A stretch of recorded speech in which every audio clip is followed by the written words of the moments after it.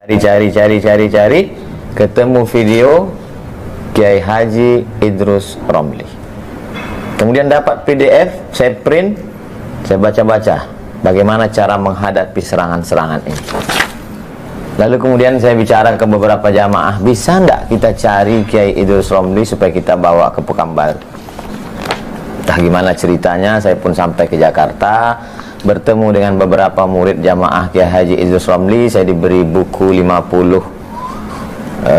sifat tentang akidah, kemudian diberi buku cerdas dialog, kemudian pula suatu hari saya sampai ke pondok Kiai Haji Idrus Romli di Sidogiri, tempat beliau belajar, bertemu dengan guru beliau, tapi beliau saat itu sedang sedang di Jawa Tengah. Sampai akhirnya suatu hari di airport Cengkareng Soekarno-Hatta bertemu, tapi kami tak bisa berdialog, bercerita karena di restoran, di rumah makan. Lalu kemudian sampailah hari ini tahun 2020, penantian panjang, bertemu dengan guru, tokoh idola, orang yang selalu dinantikan, singa aswaja Kiai Haji Idrus Romli hafizahullah wa saddada khutah, nafa'allahu bi ghaziri ulumihi wa bi matta'alallahu bi tuli umrihi. Semoga Kiai Haji Idrus Romli diberikan kesehatan zahir dan batin, panjang umur, berkah ilmunya dunia akhirat, amin ya rabbal alamin. Kiai Haji Idrus Romli akidahnya Asy'ari, fikihnya Syafi'i. Begitu dulu tuan-tuan guru kita mengajarkan, akidah Asy'ari, fikih Syafi'i. Tapi sekarang ternyata digugat, fikihnya Syafi'i kok akidahnya lompat ke Asy'ari, fikihnya yang mesti Syafi'i juga. Gimana itu Kiai? Assalamualaikum warahmatullahi wabarakatuh. Waalaikumsalam warahmatullahi wabarakatuh. Nervous, grogi. Sehat Kiai? Alhamdulillah.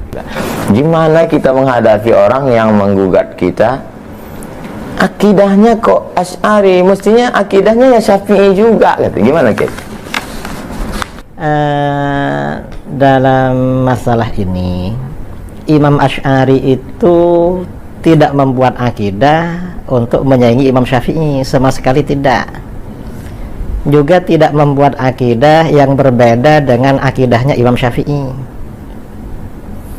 Imam Asy'ari dan Imam Al-Maturidi, kata para ulama, seperti disebutkan oleh Syed Murtadha Az-Zabidi dalam kitab Ithafus Sadah Al-Muttaqin, Syarah Ihya Ulumuddin, Imam Asy'ari dan Imam Maturidi itu tidak memunculkan pendapat baru, tidak membuat mazhab baru di dalam akidah.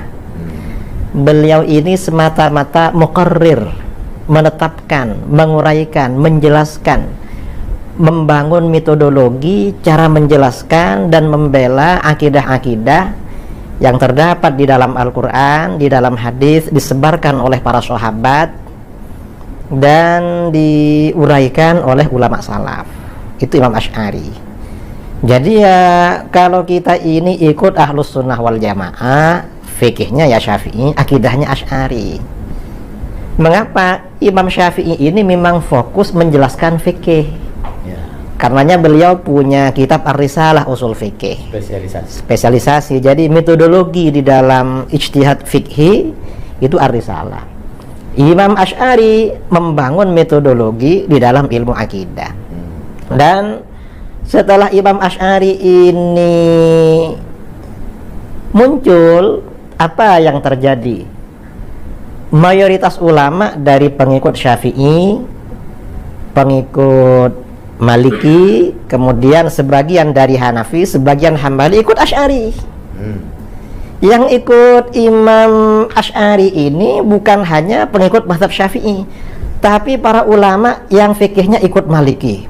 Kalau ulama Malikiyah ini hampir 100%. 100% ulama Malikiyah itu Asy'ariyah. Ulama Syafi'iyah itu mayoritas. Ada sebagian yang terpapar tajsim itu ada. Dari Syafi'iyah. Sebagian yang terpengaruh tajsim itu ada, tapi mayoritas Syafi'iyah. Loh, guru-guru kita ikut Imam Asy'ari, kok kita disuruh ikut Imam Syafi'i? Imam Syafi'i nggak punya kitab akidah. gak punya. Dan akidahnya Imam Syafi'i, akidahnya Imam Maliki, akidahnya imam-imam yang lain itu sudah dipaparkan oleh dua imam, Abu Mansur Al-Maturidi dan Imam Abul Hasan Al-Asy'ari. Ya sudah selesai. Ini saya kira simple, ini tidak perlu repot-repot masih meneliti lagi. Sebetulnya Kiai, akidah Imam Syafi'i dalam masalah sifat khabariyah itu bagaimana? Tafwid atau takwil atau? Yang jelas di kalangan ulama salaf ya, di dalam muamalah berinteraksi dengan nusus itu ada yang takwil, ya, ada yang tafwid. Jadi takwil itu bukan buatan Asy'ari. Loh, takwil itu yang jelas bukan dari Asy'ari, tapi itu berlaku sejak masa sahabat.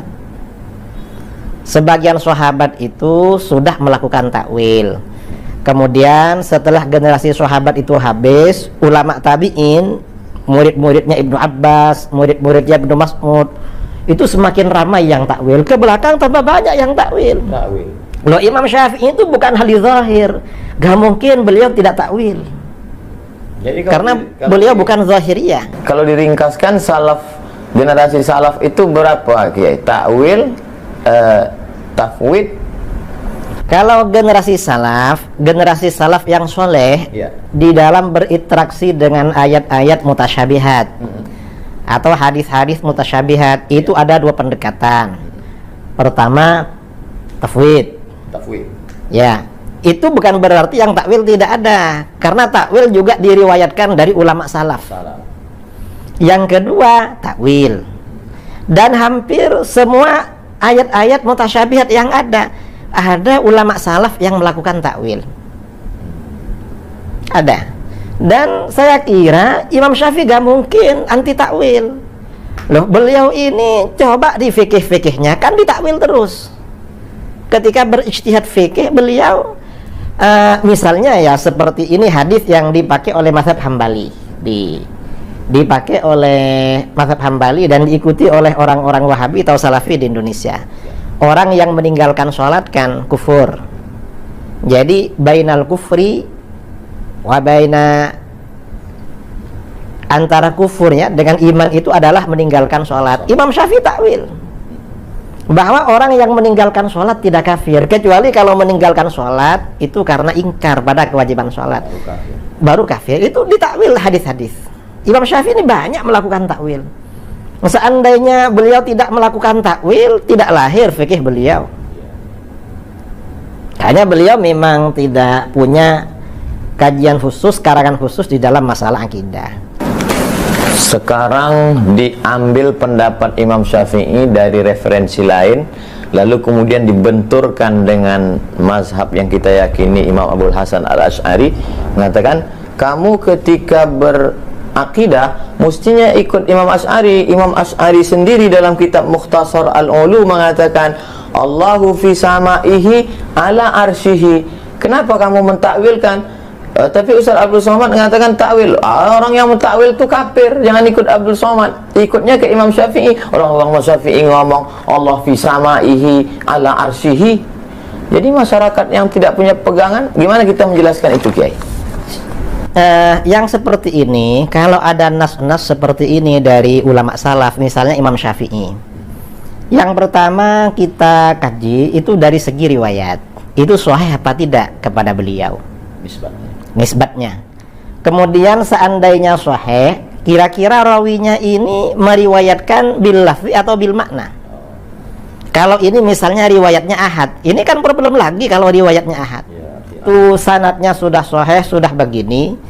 Kalau pernyataan ulama salaf itu bertentangan dengan keyakinan yang qat'i, maka ditakwil. Bisa jadi seandainya itu sahih ala arsyihi, yang dimaksud ala arsyihi itu bisa jadi artinya ulu wa mulkin wa sultan, makanah. Jadi itu artinya bahwa Allah itu artinya ada di atas arasy, di atas dalam arti menguasai dan mengatur. Sama dengan misalnya gubernur, atasannya bupati. Itu kan belum tentu ada. Kalau duduk kan nggak di atas kepalanya kan bukan. Berkuasa. Artinya berkuasa. Sama dengan itu.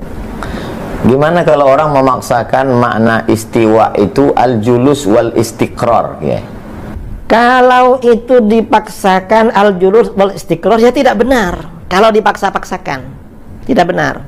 Saya mendengar sendiri khutbah Jumat di airport. Jadi judul khutbahnya Allah fis sama alal ars. Padahal kita kan dulu diajarkan adab dakwah, khutbah itu umum, gak boleh khilafiyah. Ini kan Khutbah itu mengajak orang bertakwa, mengajak orang, bukan ngajak orang Allah. bertengkar. Itu. Jadi kita gimana mendebat? Kita diajarkan musalsalat bil awaliyah, ar-rahimuna yarhamuhumur rahman, irhamuhum fil ardi yarhamukum man fis sama. Tapi sekarang di beberapa kajian pertama adalah ainallah. Allah fis sama, alal ars. Sebetulnya orang yang mengatakan Allah di atas aras ini gimana sikap ahlus sunnah? Nah, jadi begini, orang yang punya pandangan, punya akidah bahwa Allah ada di atas aras, ini oleh ahlus sunnah dianggap dikatakan jihawiyin. Jihawi. Karena ada di punya arah begitu. Nah, orang yang seperti ini menurut ulama ahlus sunnah itu kategorinya sesat dan menyesatkan. Dhalun mudillun. Enggak sampai kafir. Jadi tidak sampai kafir, tidak sampai. Kalau jadi imam kita masih bisa jadi makmum. Kalau mereka jadi imam, apakah kita jadi makmum? Bisa, karena masih tidak kafir. Seandainya Kiai tadi bilang nggak bisa, berarti cuma yang itu saya kodok. Gitu. Cuma ya ini yang jelas ini salah. Orang yang berkeyakinan Allah ada di arasy, bertempat di arasy berdasarkan istawa itu salah. Mengapa salah? Yang jelas arasy itu bukan alamat Tuhan. Itu alamat palsu. Iya. Mengapa? Allah itu tidak memerlukan tempat. Allah itu maha suci dari bertempat. Terus kalau Allah di aras, pas dia turun sepertiga malam, terus yang duduk di situ siapa? Nah, ya itu persoalan. Terus kalau Allah duduk di atas aras, apakah Tuhan itu lebih besar daripada aras atau lebih kecil daripada aras? Lah, ini problem lagi. Sebetulnya sahabat dulu kalau cerita tentang itu mereka bahas atau gimana? Dari kalangan sahabat ini tidak pernah dibahas. Mereka pas melalui sifat itu mereka diam aja. Karena begini jadi para sahabat ini memang Al-Quran itu kan turun dengan bahasa Arab dan di dalam Al-Quran itu ada yang namanya hakikat, ada majas, ada isti'arah dan lain sebagainya. Lah para sahabat itu karena memang mereka ini orang Arab yang masih asli masih kental karakter bahasanya. Itu ya tidak ada persoalan. Bukan masalah ya? Bukan masalah. Berarti yang mempermasalahkan itu sekarang berarti bid'ah. Nah, jelas bid'ah itu. Karena pada masa sahabat gak ada itu. Kajian pertama Allah di atas aras. Lah itu namanya kajian bid'ah itu. Bukan ahlus sunnah. Bukan ahlus sunnah. Ahlus sunnah palsu. Palsu, sangat palsu itu. Gimana ceritanya ada sebagian Syafi'iyah terpapar tajisim? Sebagian Syafi'iyah yang terpapar tajisim itu ya mungkin karena lingkungan. Dia sempat berguru kepada sebagian orang Mujassimah. Jadi begitu. Tapi abad keberapa tajisim ini populer sehingga tajisim ini populer akhir generasi salaf. Dari generasi salaf, bahkan tajisim ini pertama kali justru orang Syiah. tajisim. Ya, orang-orang Syiah yang awal dulu rata-rata tajisim. Kemudian pada abad keempat, setelah Syiah ini gabung dengan Mu'tazilah, ini terjadi perubahan. Malah tajisim ini banyak banyak berpindah ke sebagian Hanabilah.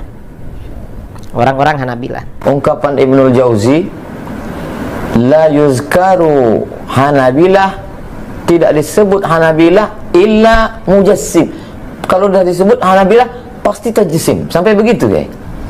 Jadi memang sebagian ulama itu memberikan gambaran penelitian Kalau Syafi'iyah itu hampir semuanya Asy'ariyah. Asy'ari. Malikiyah semuanya Asy'ariyah. Kalau Hanafiyah jadi dua. Yang 2/3 Maturidiyah, yang 1/3 Asy'ariyah. Kalau Hanabilah ini ada sebagian kecil itu Asy'ariyah. Ya. Termasuk kelompoknya Ibnul Jauzi, kemudian kelompoknya At-Tamimi, kemudian Abul Wafa Ibnu Aqil Al-Baghdadi. Ini yang Asy'ariyah. Ada sebagian kecil juga ahli tafwid, Tafwid. Mufawwidah. Kemudian yang sebagian besar awal-awal Mujassimah.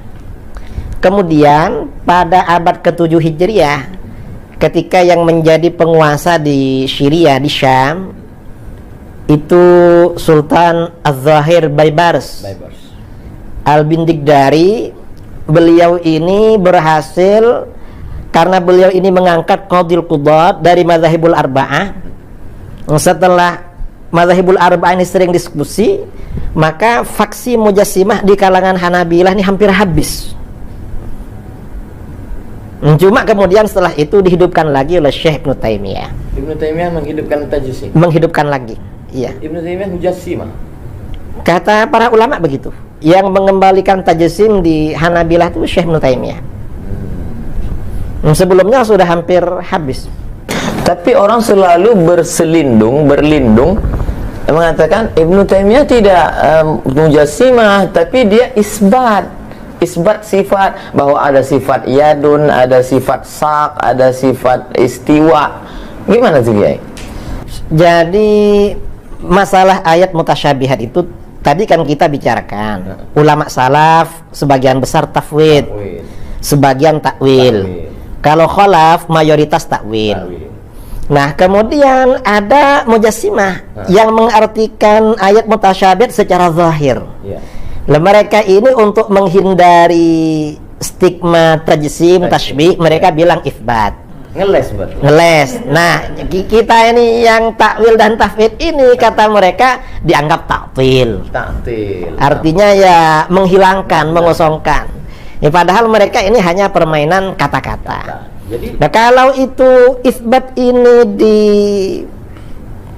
diterapkan, ini bahaya sekali. Jadi isbat itu nggak ada. Kalau dari ulama salaf nggak ada. Karena kalau diterapkan ini bahaya. Misalnya ya, iyad. Iyad itu kan artinya tangan. Artinya tangan. Kalau iyad yang diidhofahkan kepada lafaz Allah itu diartikan tangan. Di dalam Al-Quran ada yang berbentuk mufrad, tunggal, yadullah fawqa aydihim. Ada yang berbentuk mutsanna, bal yadahu mabsutatan, ada itu diantaranya. Ada yang jamak, bi aidin. Nah, ini perlu ditanya, kira-kira iyad kalau diartikan tangan Allah itu apa satu, apa dua, apa banyak? Ada yang ceramah ya, tangan Allah itu dua-duanya sebelah kanan. Lah, kalau dibilang dua-duanya sebelah kanan, kan tidak mungkin, masa Tuhan sejelek itu? Allah punya tangan, tapi tangan Allah nggak sama dengan tangan kita. Bila takif, wala tasbih, wala itu gimana Kiai? Ngeles juga? Itu ngeles juga. Sama dengan begini, kamu ini seperti anjing. Tapi gak sama dengan anjing yang ada. Kamu anjing manis misalnya. Ini kira-kira pujian atau bagaimana ini? Ada videonya Kiai. Videonya gini. Kalau ada orang mengatakan tangan Allah itu, kata dia gini, sama nggak tangan saya dengan tangan monyet? Kan beda. Terus jamaahnya ngangguk iya. Terus saya pas nonton itu, loh, tangan ustadz yang ngomong dengan tangan monyet sama-sama jisim. Ya sama. Sama memang, yang membedakan tuh sifatnya. Sama-sama jisim. Tangannya orang, tangannya kambing itu sama. Yang membedakan sifatnya. Sekarang ya, kitab Imam Abul Hasan Al-Asy'ari itu diseret-seret mengatakan Imam Abul Hasan Al-Asy'ari sendiri isbat. Karena dalam kitab Al-Ibanah, wong dia nyebut yadun kok katanya. Kadang mereka, kenapa kok ikut Asy'ari? Lalu setelah itu, loh Asy'ari seperti saya. Ini kan repot mereka ini. Karena kita ngomong sama orang bingung, jadi kalau orang nggak kuat, jadi dia ikut bingung. Nah, ikut bingung juga. Jadi seperti itu. Tuduhan Ibanah itu isbat gimana, Guys? Di dalam Al-Ibanah dan sebagian ulama mutaqaddimin Asy'ariyah ya, ayat lafat-lafat mutasyabih seperti iyad, seperti ain itu ditafwid. Tafwidnya macam-macam. Ada yang mengatakan Allah memang punya sifat iyad, tapi bukan dalam arti jarihah, bukan arti anggota tangan, anggota badan, organ tubuh, bukan. Tetapi itu sifat bagi Allah, yang tahu cuma Allah. Sama dengan ain. Ain ini kalau secara literal artinya kan mata. Ya.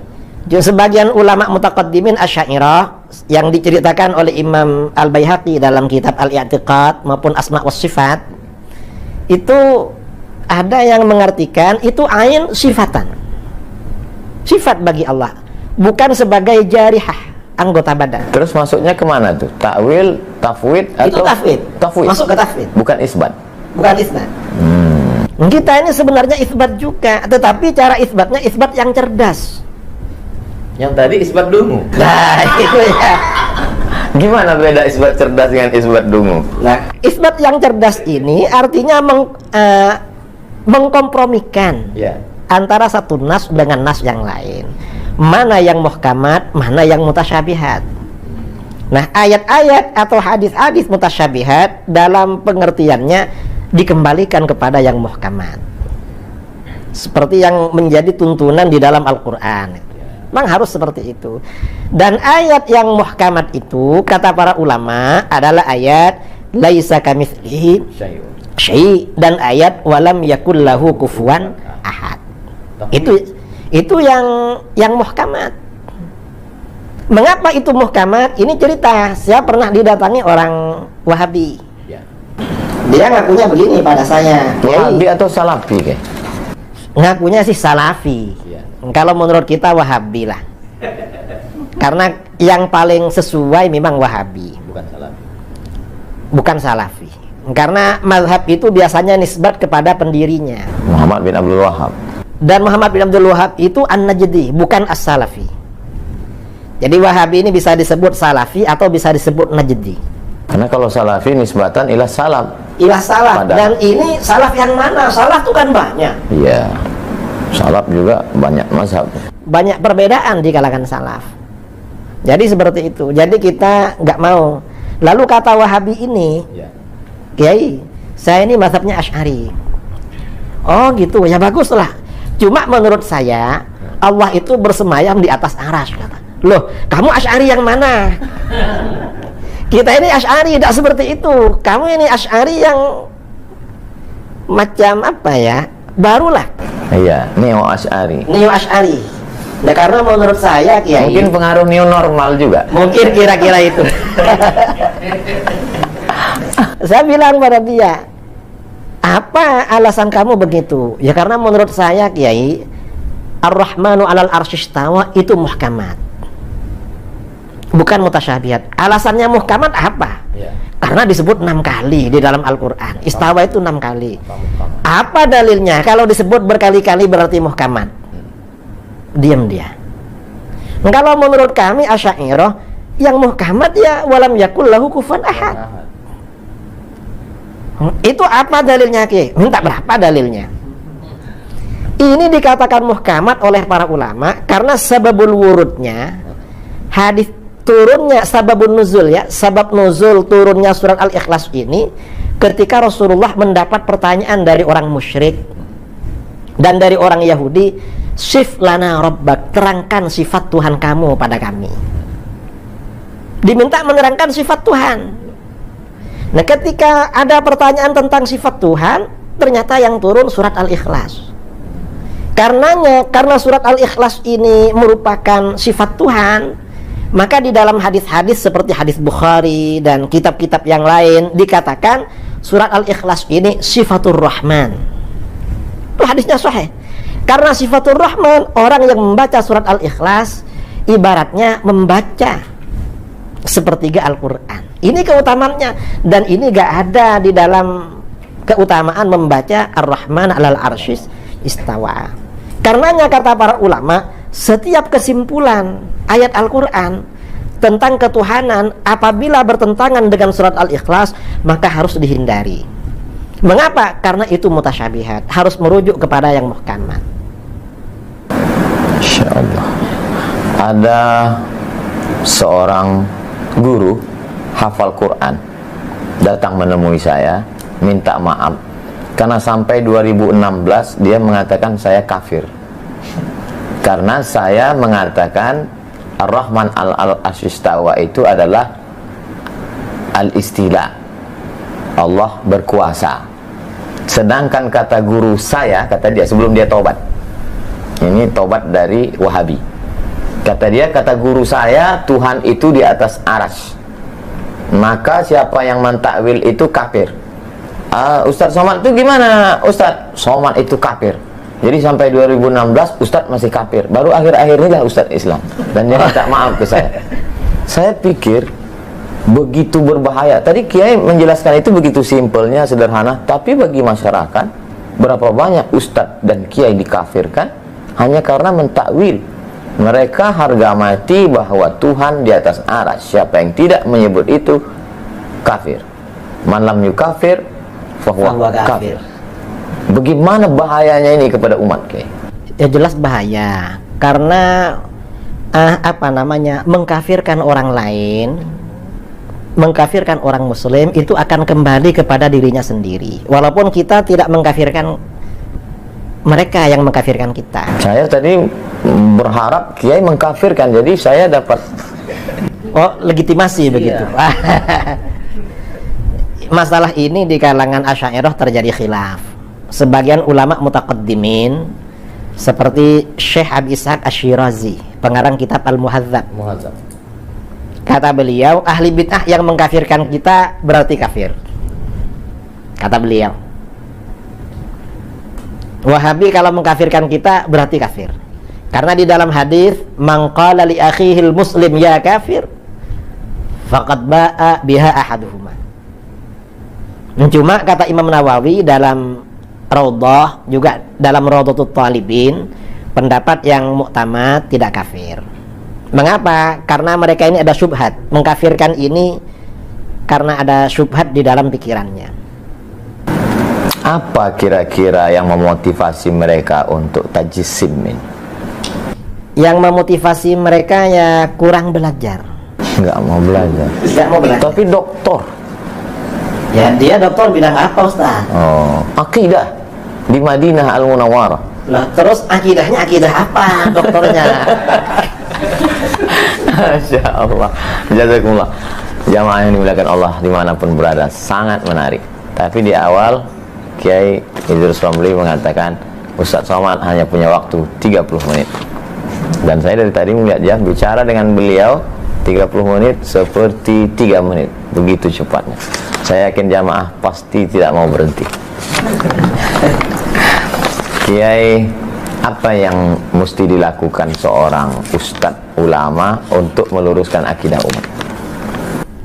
Saya kira memang pada zaman sekarang ini para asatid, para ulama, para kiai, para habaib itu memang harus gigih menjelaskan akidah Ahlus Sunnah wal Jamaah. Kemudian juga meluruskan syubhat-syubhat orang-orang yang menyimpang dari Ahlus Sunnah wal Jamaah. Termasuk tadi yang berkeyakinan Tuhan bersemayam di arasy, lalu pukul 3 pagi turun ke langit pertama. Nah, biasanya semua akidah yang menyimpang itu tidak rasional. Karena kalau salafi ini dikejar, Tuhan ini turun pukul 3 pagi. Itu pukul 3 pagi ikut waktu daerah mana? Kalau waktu Indonesia dibagi 3, itu pukul 3 ikut daerah mana? Mereka mungkin jawabnya turun terus. Nah, kalau turun terus lalu naiknya kapan? Itu kan problem. Nanti mereka ditanya ngapain turun? Mungkin mereka bilang, loh Tuhan itu turun untuk mendengar doa kamu, makanya bangun sholat tahajud. Lalu kita tanya, apa kalau tidak turun nggak dengar? Mereka bingung lagi. Karena kalau jawab Tuhan nggak dengar, kufur mereka, kafir. Kalau jawab sebenarnya dengar walaupun nggak turun, bisa ditanya lagi, loh kalau dengar dari aras ngapain turun? Tapi biasanya kalau terdesak jawabannya bila takyif wala tamsil. Itu kan cara ngeles terakhir. Cara Kalau dialaskan Tuhan itu di atas dengan Isra Mi'raj gimana, Kiai? Itu buktinya Nabi Muhammad naik ke atas jemput sholat bolak-balik. Berarti Tuhan di atas. itu tempatnya Nabi ketika bermukalamah dengan Allah. Di dalam hadis-hadis tentang Isra Mi'raj tidak ada keterangan bahwa itu tempatnya Allah, tapi tempat ketika Rasulullah mukalamah dan melihat Allah. Keterangannya seperti itu. Bukan tempat Allah. Gak ada keterangan di dalam hadis itu tempatnya Allah, gak ada. Karena yang Isra Mi'raj, yang membaca hadis-hadis Mi'raj kan kita kan. Mereka ini gak mau sebenarnya peringatan Isra Mi'raj, lalu dipakai dalil, ya salah dong. Berarti dengan ceramah kita waktu Isra Mi'raj. Lah ya itu, bid'ah juga itu. Dialaskan lagi doa, Kiai. Buktinya kalau doa itu nunjuk Allah di atas. Kalau Allah di bawah pasti doanya gini. Kata para ulama, atas itu qiblatud doa, sama dengan Ka'bah itu qiblatus shalah. Kalau tanah itu qiblatus sujud. Gak ada orang sujud itu ke atas, gak ada, ya pasti ke tanah. Makanya di dalam Al-Quran itu fasjud waqtarib, sujudlah dan mendekatlah. Kalau ini tidak ditakwil, ini bahaya, karena berarti Allah ada di bawahnya karpet ini. Berarti Wahabi ini kalau mau pakai otak sedikit aja ya. Sebenarnya kalau dipakai sedikit itu lumayan, hasilnya bagus. Nah, mereka emang nggak dipakai, jadi masih orisinil.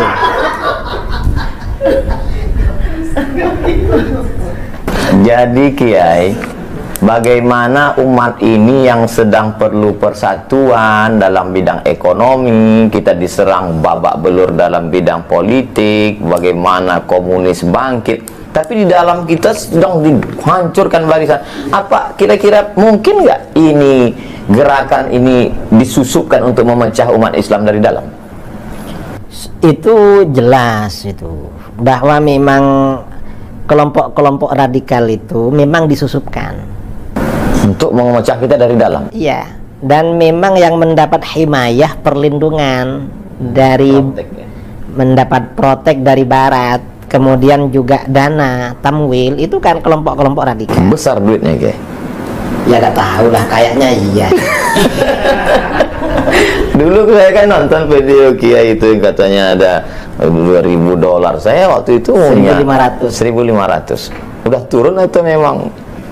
Gak tahu, kalau itu yang cerita ke saya itu mantan Ustadz Wahabi. Tobat. Dia bilang, saya waktu ceramah di Bogor tuh Ustadz, Kiai tahu berapa gajinya Ustadz Wahabi? Gak tahu. Saya tahu Kiai. Berapa? $1.500. Lo kok tahu? Saya mantan, katanya. Berarti kalau dibuatkan persatuannya bagus juga, Kiai. Persatuan mantan Wahabi tobat. Wahabi, saya kira bagus itu. Tobat. Mungkin Ustadz bisa koordinasi nanti. Termasuk yang tadi yang minta maaf ke saya baru Islam 2016. Sebelum itu saya kafir, dikafirkan. Kalau berani mengkafirkan ustadz, maka tidak heran kita begitu di masjid menyalahkan apa segala macam. Atau akar radikal itu dari sini. Memang akar radikal dari situ, Ustaz. Kan mereka memang kelompok radikal, kelompok orang-orang yang mudah mengkafirkan. Kata Imam Ghazali, itu latar belakangnya kurang pendidikan, kurang belajar. Tapi masyarakat mudah sekali terikut, Kiai, karena hafal Quran dari pintu bahasa Arab. Kemudian gimana menyadarkan umat? Kalau masalah hafal Al-Quran, yang hafal Al-Quran itu bukan cuma orang Islam, hatta orang orientalis yang hafal tuh banyak. Kalau cuma hafal Al-Quran, orang orientalis kan yang hafal Quran kan banyak, Ustaz. Kemudian pakai nama-nama SMP Ibnu Katsir, pesantren Imam Syafi'i, SDIT Imam Nawawi. Itu gimana hukumnya? Pakai Syafi'i tapi nggak kunut subuh. Nah, itu namanya tipu-tipu, menipu namanya. Saya pernah ketemu Ustadz ya, di daerah kami bikin lembaga Imam Syafi'i, tapi yang diajarkan Wahabi. Saya tanya sama dia, Kenapa pakai nama Imam Syafi'i? Kita ini kagum Kiai sama beliau katanya. Nah, tapi Imam Syafi'i ini jadi merek, sudah jadi nama mazhab. Kamu menipu. Kamu ini sama dengan jualan sate. Ada orang jualan sate babi, tapi ditulis sate kambing. Begitu ditanya, loh ini kok ditulis sate kambing? Kan yang dijual babi. Kita ini kagum sama kambing. Mereka ini kayak begitulah. Saya kira seperti itu. Kenapa tidak Taimi? Kenapa Wahabi? Ya, karena Wahabi ini lebih radikal daripada Taimi. Iya. Dan Taimi ini kan setelah meninggal memang pemikirannya kan mati. Dihidupkan lagi oleh pendiri Wahabi ini. Dan nama ini juga dipakai oleh mereka kok. Ulama-ulama Wahabi di dalam kitab-kitabnya menyebut bahwa Wahabi ini merupakan anugerah dari Allah. Untuk membersihkan. Anugerah dan hadiah yang luhur. Cuma sekarang pengikutnya malu dengan nama Wahabi. Akhirnya pakai Salafi. Pakai Salafi. Padahal gurunya bangga dengan nama Wahabi. Muridnya malah Jadi muridnya ini apa? Ukuk ya? Apa ukuk itu? Durhaka. Durhaka pada gurunya itu. Nggak mau sama nama kebanggaan gurunya. Sama gurunya saja durhaka. Masya Allah, tabarakallah. Dalam perjalanan dakwah Kiai pernah nggak menghadapi yang paling radikal sampai ingin membunuh karena menganggap kafir, dengan yang paling lembut, yang baik, yang sopan, yang Wahabi garis lurus misalnya? Nggak pernah. Kalau sampai membunuh mau apa? Karena ini kebanyakan saya dialog di forum terbuka dengan Wahabi itu tahun 2008 1 kali, 2009 2 kali. Baru kemudian ya 2009 2 kali. Habis itu di Denpasar 15 masjid tuh lari-lari semua, nggak ketemu. Cuma 2 masjid datang orangnya. Lalu 2013 di Manado, malah gak ada di rumahnya, sama panitia dicari ke rumahnya gak ada semua ustadz-ustadznya. Lari, katanya acara di luar kota. Di Aceh juga begitu, langsung gak ada pada hari acara. Tapi pas ditanya murid-muridnya, kenapa nggak mau debat dengan Kiai Idrus Ramli? Nggak boleh duduk dengan ahli bid'ah. Bilang pada muridnya begitu. Tapi kalau pada panitia sebagian nggak begitu. Alasannya seperti yang di Aceh. Yang di Aceh sama di Bogor. Kita ini mau debat sama orang Ahlus Sunnah asalkan bukan Ki Idrus.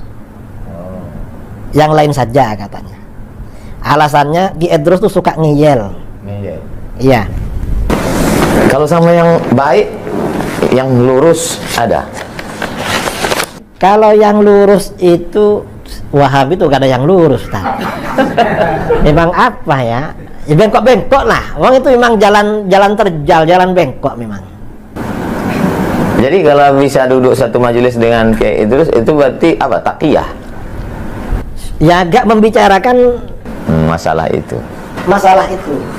Membicarakan yang lain-lain. Sampai kapan kita selesai dengan Wahabi? Mungkin sebentar lagi selesai. Sebabnya? Kan sudah gaduh di Saudi. Oh, ya dana ini sudah. Ya mudah-mudahan lah segera bertaubat. Amin. Insyaallah. Mudah-mudahan taubatnya diterima Allah Subhanahu wa taala. Amin. Terima kasih yang tak terhingga kepada Kiai Haji Idrus Ramli, singa Ahlus Sunnah wal Jamaah. Mudah-mudahan kita banyak mendapatkan pencerahan insyaallah. Amin ya rabbal alamin. Siap-siap menerima bully dari haters. Jazakumullah khairan. Mudah-mudahan Allah memberikan keberkahan. Terima kasih Kiai. Jazakumullah khairan. Sama-sama. Jamaah jangan pernah berhenti untuk belajar. Saksikan terus, baca buku Kiai Idrus Ramli. Saya sampai hari ini tetap banyak istifadah dari buku beliau, dari ceramah beliau. Jazakumullah khairan. Ahsanallahu ilaikum. Kasarallahu amsalakum. Assalamualaikum warahmatullahi wabarakatuh. Pemirsa yang dirahmati Allah, telah kita simak tadi yaitu penjelasan pencerahan dari guru kita yaitu ulama Ahlus Sunnah wal Jamaah, diantaranya obrolan yang sangat luar biasa, sangat ilmiah, penuh dengan hujah Ustadz Abdul Somad dan Kiai Idrus Romli. Ini dua tokoh aswaja, dua tokoh panutan yang senantiasa membela ajaran Ahlus Sunnah wal Jamaah, membela ajaran Al-Quran dan Sunnah, di mana Ahlus Sunnah wal Jamaah ini adalah ajaran yang sesuai dengan ajaran Rasulullah dan para sahabatnya. Ya, beliau ini dikatakan sebagai singa aswaja karena siap berdebat, siap menghadapi kelompok-kelompok sesat, diantaranya yaitu kelompok Salafi Wahabi. Tadi telah dipaparkan dengan sangat jelas, dengan sangat gamblang tentang hujah-hujah, dalil-dalil akidah Ahlus Sunnah wal Jamaah, di mana ajaran Ahlus Sunnah wal Jamaah ini sangat menentang tajsim atau mujassimah. Ya, jadi ajaran Ahlus Sunnah wal Jamaah meyakini bahasanya Allah ini laisa kamitslihi syai'un, tidak serupa dengan sesuatu pun, tidak serupa dengan makhluknya. Jadi akidah Ahlus Sunnah wal Jamaah ini adalah akidah mayoritas umat Islam yang senantiasa dipakai sepanjang masa. Kita semuanya berpegang teguh dengan ajaran Ahlus Sunnah wal Jamaah, di mana ajaran Ahlus Sunnah wal Jamaah ini ditegakkan kembali atau dipertegas dengan dua tokohnya, yaitu Abul Hasan Al-Asy'ari dan Abu Mansur Al-Maturidi. Di luar kelompok Abu Hasan Al-Asy'ari dan Abu Mansur Al-Maturidi adalah kelompok yang menyimpang, diantaranya yaitu kelompok Mujassimah atau Musyabbihah, yaitu kelompok Salafi Wahabi, karena kelompok Salafi Wahabi ini menganggap Allah ini berfisik atau berjisim dan Allah tinggal di arsy. Tadi sudah dijelaskan dengan sangat lengkap. Terima kasih sudah menyimak video ini sampai akhir. Mudah-mudahan menambah wawasan kita, menambah pengetahuan kita, menambah keyakinan kita kepada i'tiqad Ahlus Sunnah wal Jamaah sampai hari kiamat. Mudah-mudahan kita jangan sampai agoyah, jangan berpindah dari ajaran Ahlus Sunnah wal Jamaah. Mudah-mudahan keluarga kita semuanya, anak cucu, anak keturunan kita semuanya terhindar dari kelompok sesat, yaitu kelompok Salafi Wahabi. Terima kasih atas perhatiannya. Mohon maaf atas segala kekurangan, segala khilafan.